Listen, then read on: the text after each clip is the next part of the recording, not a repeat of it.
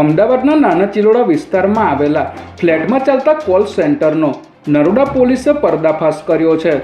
નાના ચિલોડા વિસ્તારમાં આવેલા ઇવાન ફ્લેટના એક મકાનમાં કેટલાક લોકો અમેરિકન નાગરિકોને છેતરતું કોલ સેન્ટર ચલાવી રહ્યા હોવાની બાતમીના આધારે નરોડા પોલીસે મકાનમાં દરોડો પાડ્યો હતો।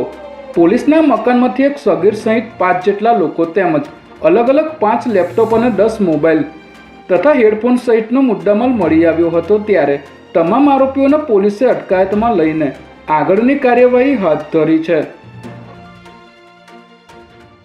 ગુજરાતના પાટનગર ગાંધીનગરના પ્રવેશદ્વાર સમાન ભાટ સર્કલ પર એન્જિનિયરિંગનો અદ્ભુત નમૂનો ગણાતો કેબલ સ્ટેડ બ્રિજ હવે તેના અંતિમ પડાવમાં છે। ત્યારે આ આધુનિક બ્રિજને જનતા માટે ખુલ્લો મૂકતા પહેલા તેની ક્ષમતા અને સુરક્ષાની આખરી ચકાસણી કરવામાં આવી રહી છે, જેમાં બ્રિજના લોડ ટેસ્ટિંગના પ્રથમ તબક્કે 700 ટનથી વધુ વજન ધરાવતા 18 જેટલા વિશાળ ટ્રકોને દર 2 કલાકે એક પછી એક બ્રિજ પરના ચોક્કસ પોઈન્ટ પર સ્થિર કરવામાં આવ્યા છે।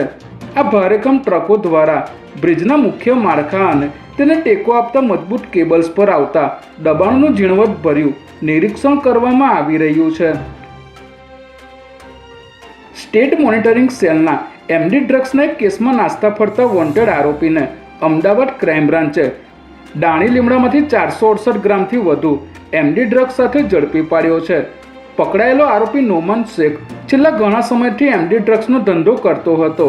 આ માટે તેણે ડાણી લીમડાના બેરલ માર્કેટ પાસે આવેલા અલ ફલાવ એપાર્ટમેન્ટમાં ભાડે ફ્લેટ રાખ્યો હતો। ત્યારે પોલીસે બાતમીના આધારે અહીંથી આરોપીને ઝડપી લઈ 14 લાખથી વધુની કિંમતનું ડ્રગ્સ જપ્ત કર્યું હતું। આરોપી આ ડ્રગ્સ રાજસ્થાનના લાલાખાન નામના શખ્સ પાસેથી લાવતો હોવાનું સામે આવ્યું છે।